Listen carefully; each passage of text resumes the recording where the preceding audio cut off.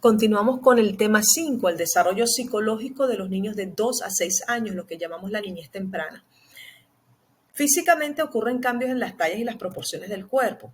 Usted va a ver que en peso y estatura, antropométricamente, la media del crecimiento es de 6,35 centímetros y de 2,2 a 3,1 kilos por año en esa niñez temprana.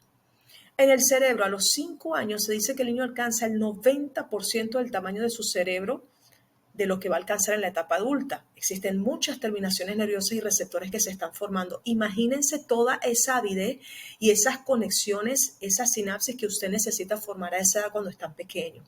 De los 3 a 6 años, el crecimiento es tan rápido en los lóbulos frontales que aumenta mucho la dopamina. La dopamina es ese neurotransmisor que es capaz de hacer que el niño tenga toda la atención y la memoria. Ese niño usted lo está absorbiendo, ese niño está absorbiendo todo lo que usted le dice. Son esponjitas, lo que usted le enseña, ese niño se le queda grabado.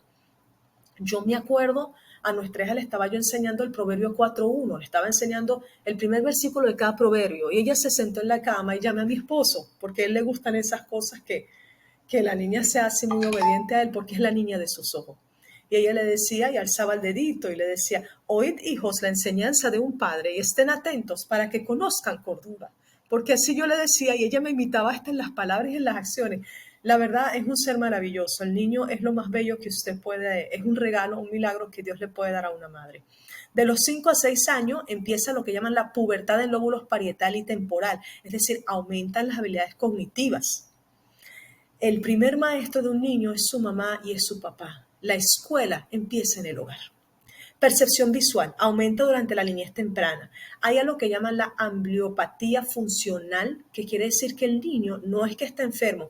A veces, por todo ese crecimiento y esas habilidades sensorimotoras que se están formando, el niño usted va a ver que inclina la cabeza hacia un ojo porque es el ojo en el que él más está viendo. ¿Qué puede hacer? Bueno, lo puede llevar con un especialista, pero normalmente le colocan un parche en el ojo que está viendo para que él empiece a hacer esfuerzo y ver con el otro. O a veces le colocan lentes. En cuanto a la conducta lingüística, está el juego de palabras, la repetición, la recitación rítmica con las canciones.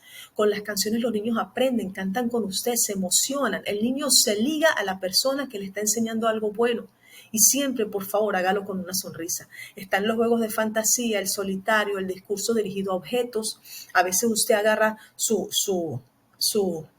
títeres y usted les enseña una historia. Yo por lo menos lo hacía con las historias de la Biblia. Y los niños aprenden, lo disfrutan.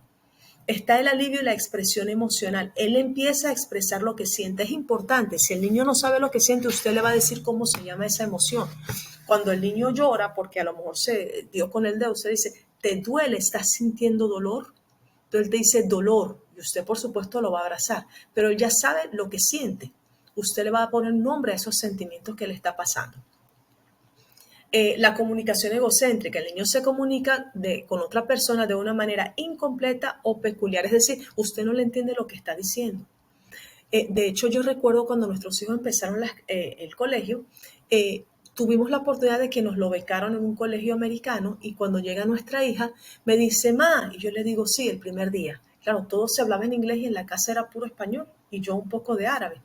Cuando ella llega me dice, ma, le digo, dime hija, me dice, guara, guara, guara, guara. Le dije, ¿qué es eso, hija? ¿Qué es eso? Me dijo, nada, nada, nada. Porque ella lo que entendía en el colegio era guara, guara, guara, guara. Su oído no estaba habituado a eso. En cuanto a describir la actividad propia, usted va a notar que el niño empieza a describir lo que hace en voz alta. Usted va a ver que el niño dice que los niños que empiezan a describir lo que van a hacer en voz alta son niños que son más inteligentes a futuro. Claro, esto desaparece cuando el niño va creciendo, pero cuando está en su cuarto dice, ahora voy a agarrar el libro, me voy a sentar y voy a leer. Ahora voy a hacer esto, ahora voy a hacer lo otro, ahora voy a poner mis juguetes en su lugar. Son niños que están pensando en voz alta. Son niños que son mucho más, que desarrollan más inteligencia. En cuanto a leer en voz alta es importante porque repiten los sonidos. Están leyendo con usted. Me acuerdo mi mamá vino con la Biblia en árabe para niños y ella les leía y como José estaba más pequeñito me decía, mami, como yo la quiero, yo repito lo que ella dice, le presto atención, me lo aprendo de memoria y lo repito, pero yo no sé lo que ella está leyendo en árabe. Y ahí fue que él empezó a abrir sus acentos al árabe. Murmullo inaudible, va a notar de repente, usted entra, ve al niño jugando, que él está hablando en voz muy bajita. Usted como observador no sabe lo que está diciendo, pero él empieza a hablar en un murmullo inaudible. Ya es cuando empieza a veces a desaparecer ese de escribir la actividad propia en voz alta, pero ya ellos han desarrollado sus pasos mentales. Pensamiento preoperacional. El pensamiento preoperacional, según Piaget, es la segunda parte más importante del desarrollo cognitivo. ¿Por qué? Porque usa símbolos. Es decir, piensan en algo sin tener que verlo. Usted le dice, tráeme por favor la cuchara. Él no tiene que verla, él ya sabe lo que es. Empieza a comprender identidad. Es decir, usted se puede vestir. Yo me acuerdo, mi esposo nos trajo una pijamita de vaca, pero usted es su mamá, usted no se convirtió en una vaca. El mundo es más ordenado y predecible para él. Recuerdo, yo vi un video de un niño que estaba sacándose la mano y se la mostraba a la mamá y la mamá se hacía que se asustaba y él se reía porque él pensaba que de verdad había engañado a la mamá porque la mamá todavía, todavía no entendía esas cosas. La comprensión de causa y efecto. Por ejemplo, un niño comprende que ellos pueden hacer que sucedan cosas. Es decir, si yo lloro, esto puede pasar. Si yo boto esta cosa al piso, se puede romper.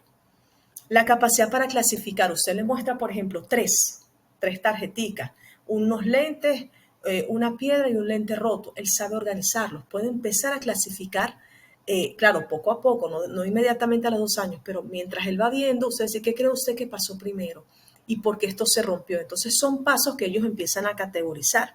Entonces comprenden números, cuentan y manejan cantidades, empiezan a sentir empatía. En mi poca experiencia con niños pequeñitos, a veces yo le decía, ¿por qué no haces eso? Me dice, es que no quise hacerlo porque quizás ese amiguito mío se iba a sentir mal si yo le quitaba el juguete, aunque yo quería el juguete.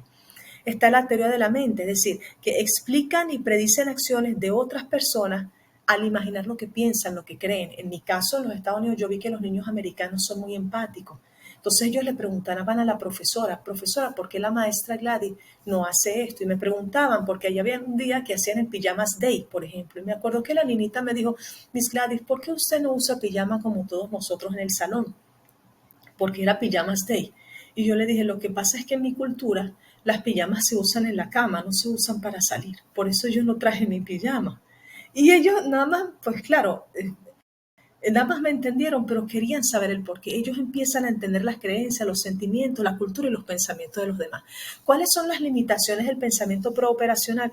Bueno, la centración, es decir, que usted, por ejemplo, pica una galleta y usted le da la mitad de la galleta y el niño se pone a llorar porque él no entendió porque usted se quedó con la parte más grande de la galleta o no está seguro de que usted le dio la buena parte de la tarjeta de la galleta. La irreversibilidad, es decir, no entiende que una acción se puede realizar de ambas maneras. Si usted les da los 2 pedacitos de galleta, él igual no entendió. Él no sabe que usted le dio la galleta entera. Enfocarse en estados antes que en transformaciones, es decir, usted, por ejemplo, le va a dar agua, usted lo pone en 2 vasos, él no le entendió. Ese razonamiento transductivo ve causas en donde no existen. Entonces, él no entiende por qué usted hizo lo que hizo, el egocentrismo. Es decir, ellos piensan que todo el mundo piensa como ellos. Ellos no tienen la madurez de pensar que quizás existen algunas diferencias. El animismo, él empieza a ponerle voces y vida a las cosas. Las cosas no tienen vida. La incapacidad para distinguir entre la apariencia y la realidad. Interacción social que promueve el aprendizaje del lenguaje. ¿Por qué? Porque usted cuando ve que el niño empieza a hacerle preguntas, usted empieza a darle preguntas más desafiantes. Por ejemplo, ¿qué crees tú que debió haber pasado? Bueno, yo creo que este niño no debió haber actuado así. Mamá, yo no le hice caso, me decían mis hijos, porque yo sé que él está haciendo así porque tiene un problema, pero yo no le hice caso. Yo recuerdo, nuestro hijo le hicieran, había un niñito, nuestro hijo estaba en una clase de gifted, de niño dotado allá en los Estados Unidos, y venía un niño que le decía, porque lo había logrado, el niñito no lo había podido lograr, y le decía, tú no eres nadie, tú no sirves para nada. Y mi hijo me decía, mamá, hay un niño que me dijo así, pero yo no le hice caso. Ya la tercera, cuarta vez mi hijo me decía, y yo hablé con la maestra. Después la maestra, con mucha inteligencia emocional, hablaron y arreglaron las cosas. De hecho, el niño viene y le dice a mi hijo, mira, José, yo hice esto porque yo tenía miedo de ser rechazado y porque tú habías logrado algo que yo no logré. Yo te pido perdón. Y después mi hijo me dijo, está bien, no es problema, y se volvieron más amigos. Pero todos esos temas desafiantes que el niño siempre puede hablar con usted le va a dar la inteligencia y la solución emocional. Ese desarrollo para el niño empieza siempre en la casa y en el colegio. Está también la televisión educativa, está el juego imaginario. Todo ello ayuda a promover la lectoescritura. Cuando usted ve que el niño le da una lista de palabras,